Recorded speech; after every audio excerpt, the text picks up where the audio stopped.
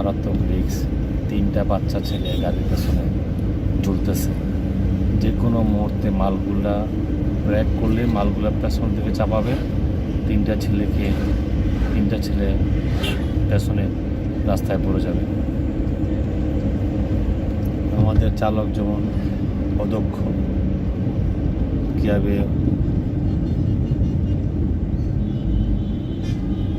2 টাকা বেশি ইনকাম করবে, অতিরিক্ত লোক বহন করবে, অতিরিক্ত মাল বহন করবে, সবসময় এই চিন্তা থাকে। কিন্তু এটা খুবই খারাপ একটা নজির, যে কোনোভাবে এটা অ্যালাউ করা যায় না,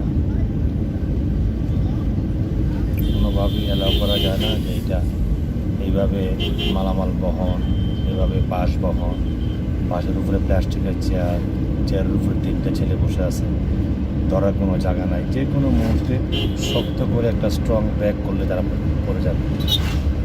এটা কোনোভাবেই অ্যালাউ না।